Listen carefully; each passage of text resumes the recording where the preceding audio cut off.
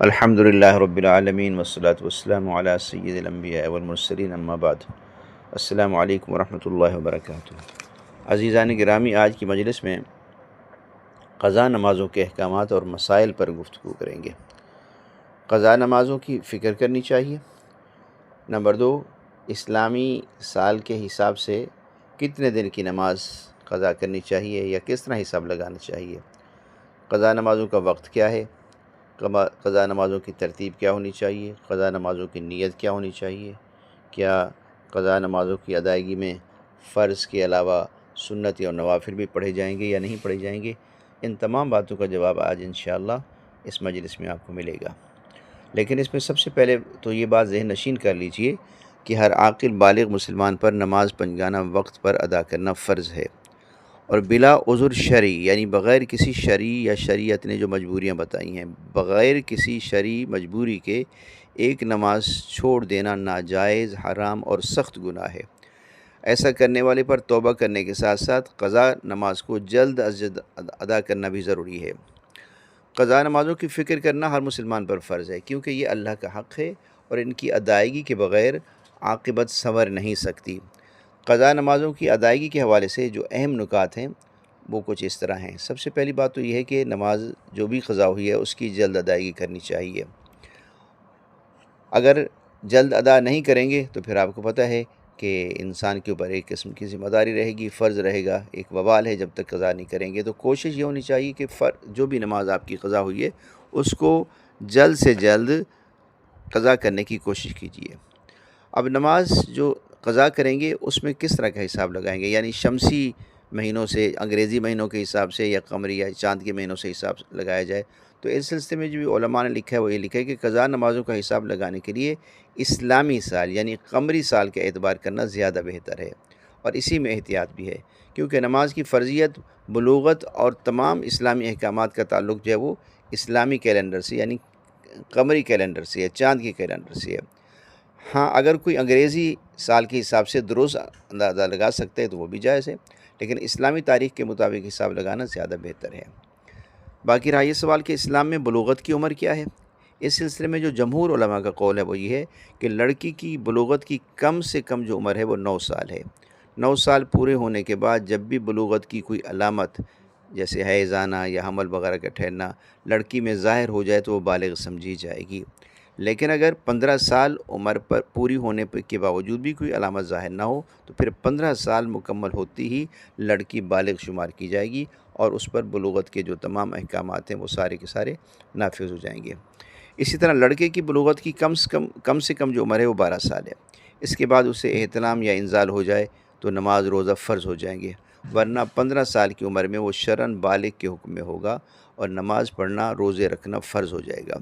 نیز یہ علامت علاقے، موسم اور ماحول کے اختلاف سے مختلف عمر میں بھی ظاہر ہو سکتی ہے، یعنی اگر 15 سال سے پہلے لڑکی اور لڑکے میں بلوغت کی کوئی علامت ظاہر ہو جائے تو ان کو بالغ ہی سمجھا جائے گا اور ان پر نماز روزہ وغیرہ فرض ہو جائے گا، اور اگر کوئی علامت ظاہر نہیں ہوتی تو 15 سال کی عمر میں ان کو بالغ سمجھا جائے گا اور اس کے بعد ان پر نماز روزہ وغیرہ فرض ہو جائے گا۔ اچھا، اگر کسی کو بلوغت کی عمر ہی یاد نہ ہو تو قضا نمازوں کا حساب وہ کیسے کرے گا؟ یہ بھی ایک سوال ہے۔ تو اس سلسلے میں یاد رکھیے کہ بلوغت کا جو مدار ہے وہ علامت بلوغت پر ہے، یعنی بالغ ہونے کے جو مدار ہے، جو بنیاد ہے وہ بلوغت کی کسی علامت کے ظاہر ہونے پر ہے۔ اگر کسی لڑکے میں بلوغت کی علامت پائی جائے جیسے میں نے ابھی بتایا تو وہ بالغ سمجھا جائے گا، چاہے اس کی عمر 15 سال سے کم ہو، اور اگر بلوغت کی کوئی علامت نہ پائی جائے تو قمری اعتبار سے 15 سال عمر پوری ہوتے ہی لڑکا اور لڑکی بالغ سمجھے جائیں گے۔ لہٰذا جس عمر میں بالغ ہونے کا غالب گمان ہو اس کا اعتبار کر کے نمازوں کا حساب کیا جائے، اور علامت کے پائے جانے کا اندازہ لگانا مشکل ہے تو جب قمری اعتبار سے آپ کی عمر 15 سال ہوئی تھی اس وقت سے قضا نمازوں کا حساب کر کے قضا نمازیں پڑھنا شروع کر دیجیے۔ اب رہا یہ سوال کہ قضا نمازیں کن اوقات میں پڑھنی چاہیے۔ دیکھیے، قضا نمازیں 3 مکروہ اوقات کے علاوہ پورے دن اور رات میں پڑھی جا سکتی ہیں۔ جو مکروہ اوقات ہیں وہ آپ کو معلوم ہے کہ طلوع آفتاب کا وقت جو ہے وہ مکروہ اوقات میں سے ہے، یعنی جب سورج طلوع ہو رہا ہوتا ہے تو وہ بھی مکروہ وقت ہے، اس میں کوئی قضا نماز نہیں پڑھ سکتے۔ نمبر 2، غروب آفتاب کا وقت جب سورج غروب ہو رہا ہوتا ہے، اور نمبر 3، زوال کا وقت۔ یہ 3 اوقات ہیں جن کو ممنوع اوقات کہا جا سکتا ہے، جن میں نہ نماز قضا کی جا سکتی ہے اور نہ سجدہ تلاوت کیا جا سکتا ہے۔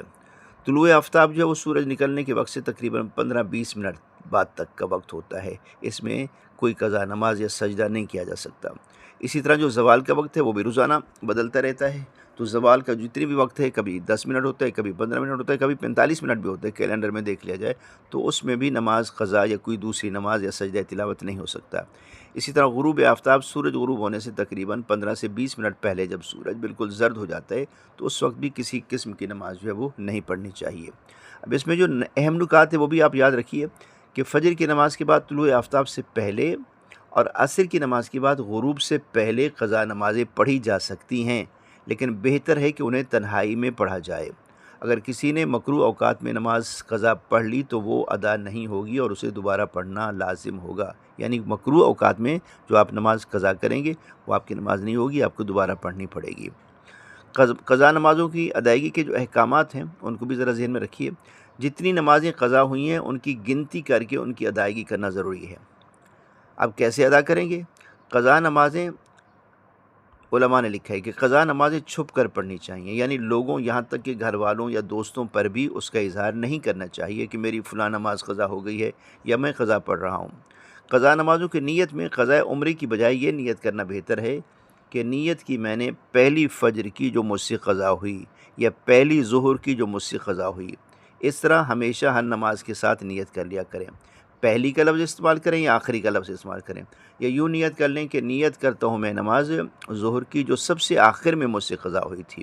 اب دیکھو جب آخری نماز قضا ہو جائے گی تو اس کے بعد جو آئے گی وہ آخر والی سمجھی جائے گی، تو پہلی کا لفظ کہیں یا آخر کا لفظ کہیں گے، تو اس طرح آپ کی تمام نمازیں جو ہے وہ قضا ہوتی جائیں گی۔ قضا نمازوں کی نیت میں قضاء عمرے کی بجائے یہ نیت کرنا زیادہ بہتر ہے، جیسے میں نے ابھی آپ سے عرض کی ہے۔ اچھا، اگر یہ بھی یاد رکھیے کہ اگر قضا نمازیں 6 سے کم ہوں تو ان میں ترتیب قائم رکھنا واجب ہے، یعنی پہلے فجر، پھر ظہر نماز ادا کریں، پھر عصر کریں، پھر مغرب کریں، پھر عشاء کریں۔ لیکن اگر قضا نمازیں زیادہ ہوں تو پھر ترتیب واجب نہیں ہے، آپ جو چاہیں پہلے نماز پڑھ سکتے ہیں، یعنی فجر کی نماز ابھی آپ نے پڑھی، پھر آپ نے مغرب کی نماز پڑھ لی، یا آپ نے پھر عصر کی نماز بیچ میں پڑھ لی، کوئی حرج نہیں اس میں، تو اس میں ترتیب ضروری نہیں ہے۔ ایک دن کی تمام فوت شدہ نمازیں یا کئی دن کی فوت شدہ نمازیں یعنی قضا نمازیں ایک وقت میں بھی پڑھی جا سکتی ہیں، ٹھیک ہے نا، یہ بھی درست ہے۔ اور اس کی ایک آسان صورت یہ بھی ہے کہ جتنی بھی قضا نمازیں ہیں ان کی ادائیگی اس طرح کی جائے کہ ہر وقتی فرض نماز کے ساتھ، یعنی جو بھی فرض نماز ہے، ظہر ہے، عصر ہے، مغرب ہے، عشاء ہے، ہر وقتی فرض نماز کے ساتھ اس وقت کی قضا نمازوں میں سے ایک پڑھ لی جائے۔ مثلا فجر کی وقتی نماز کے ساتھ نماز فجر ادا کر لی جائے، ظہر کے ساتھ ظہر کر لی جائے، اسی طرح عصر کے ساتھ عصر کر لی جائے۔ ہاں، جتنے برس یا جتنے مہینوں کی نمازیں قضا ہوئی ہیں اتنے سال یا مہینوں تک ادا کرتے رہیں گے۔ جتنی قضا نمازیں پڑھتے جائیں گے انہیں لکھتے جائیں، ریکارڈ میں کاٹتے جائیں ان نمازوں کو، اس سے انشاءاللہ مہینے میں ایک مہینے کی اور سال میں ایک سال کی تمام نمازوں کی ادائیگی جو ہے وہ آپ کی ہو جائے گی، تمام نمازوں کی جو قضا ہے وہ پوری ہو جائے گی۔ اس میں بھی آپ یہ باتیں ذہن نشین رکھیں کہ طاقت کے مطابق جتنی طاقت ہو روزانہ کی قضا نمازیں پڑھنے کی کوشش کی جائے۔ ضروری نہیں کہ خالی 5 نمازیں پڑھیں، آپ 4 دن کی، 5 دن کی، ہفتے کی نمازیں بھی ایک دن میں پڑھ سکتے ہیں۔ چونکہ عاقبت سنوارنے کے لیے قضا نمازوں کی ادائیگی کو آج ہی سے یقینی بنائیں، ٹھیک ہے؟ اگر آپ نے یقینی نہیں بنایا، سستی کی، تو پھر جو ہے وہ آپ زندگی کا تو کوئی بھروسہ نہیں ہے نا، کوئی پتہ نہیں ہے کہ جناب والا زندگی ملے گی یا نہیں ملے گی، تو اس لیے بہتر ہے کہ قضا نمازیں جتنا زیادہ سے زیادہ آپ کر سکتے ہیں وہ کریں۔ آخری بات یہ کہ سنتوں کی ادائیگی ہوگی یا نہیں ہوگی۔ اب اس میں بھی دیکھیے، یاد رکھیے گا، بعض بزرگوں کا کہنا یہ ہے کہ جس پر قضا نمازیں ہوں وہ فرض، واجب نمازیں تمام سنتوں اور آداب کے رعایت کے ساتھ ادا کرے، یعنی سنتیں بھی ادا کرے اور تمام آداب کا خیال رکھ کے نماز ادا کرے، جلدی جلدی نہیں پڑھے۔ اول تو نمازیں قضا کی ہیں تو توبہ کے ساتھ انہیں زیادہ عاجزی اور خشوع خضوع کے ساتھ ادا کرنے کی ضرورت ہے۔ قضا کے جرم کی معافی بھی ہو جائے گی، اور یہ کہ ساتھ ساتھ یہ ہے کہ اللہ تعالیٰ اس کا اجر بھی دے گا۔ لیکن جو فتویٰ ہے، یعنی جو زیادہ تر علماء نے لکھا ہے، وہ یہ لکھا ہے کہ قضا نمازوں میں سنن اور نوافل کی قضا نہیں ہوتی، صرف فرض اور وتر کی قضا ہوگی، ٹھیک ہے نا؟ پھر سے بول دوں کہ زیادہ تر علماء کا، جمہور علماء کا، 99% علماء کا یہی فتویٰ ہے کہ قضا نمازوں میں سنتوں کی اور نوافل کی قضا نہیں ہوتی، صرف فرض اور وتر نمازوں کی قضا ہوتی ہے۔ تو اس طرح دیکھیں تو ہر دن کی 20 رکعتیں بن جاتی ہیں، 2 فجر کے فرض ہو گئے، 4 ظہر کے فرض ہو گئے، 4 عصر کے ہو گئے، 3 مغرب کے ہو گئے، 4 عشاء کے فرض ہو گئے اور 3 وتر ہو گئے۔ تو اس حساب سے آپ حساب لگائیں گے تو 20 رکعت بنے گی، اور یہ روزانہ آپ قضا نمازیں کریں گے۔ اگر قضا نمازیں بہت زیادہ ہوں تو ایک ساتھ پڑھنے کی بجائے روزانہ ہر وقتی نماز کے ساتھ ایک دن کی نماز قضا کر لیں گے تو آپ کا یہ قضا کا جو سلسلہ ہے انشاءاللہ نمازوں کا پورا ہو جائے گا۔ لوگوں میں غلط فہمی بھی ہے، آخر میں اس کا بھی ازالہ کر لوں۔ بعض لوگوں نے قضاء عمری کا جو مسئلہ بنایا ہوا ہے کہ رمضان مبارک کا آخری جمعہ پڑھ لیا جائے تو عمر بھر کی چھوڑی ہوئی نمازوں کی قضا ہو جاتی ہے۔ سبحان اللہ، یہ کچھ لوگوں نے، یہ ان کی اپنی ذہنی اختراع ہے، ان کی اپنی ایک سوچ ہے۔ قرآن و حدیث میں اس کا کوئی ثبوت نہیں ہے۔ کوئی بھی ایسا دن یا وقت اسلام نے نہیں بتایا جس کے بارے میں کہا جائے کہ اس دن نماز یا عبادت عمر بھر کی نماز یا عبادت کا قائم مقام بن سکتی ہے۔ ایسی بے دلیل باتوں سے ہمیں دور رہنا چاہیے۔ اللہ پاک ہم سب کو اپنی نمازوں کی حفاظت کرنے اور خاص طور پر اگر نمازیں قضا ہو گئی ہیں تو ان کو قضا کرنے کی توفیق عطا فرمائے۔ آخر میں پھر کہوں گا کہ ہمارا جو چینل ہے اس کو سبسکرائب کر لیجئے اور اپنی رائے کا بھی ضرور اظہار کیجئے اور آگے اس کو شیئر بھی کیجئے۔ اللہ تعالیٰ آپ کو جزائے خیر عطا فرمائے۔ ہاں، اگر کوئی مسئلہ آپ کو معلوم کرنا ہو تو وہ آپ تحریری طور پر یا فون کر کے پوچھ سکتے ہیں۔ وآخر دعوانا ان الحمدللہ رب العالمین۔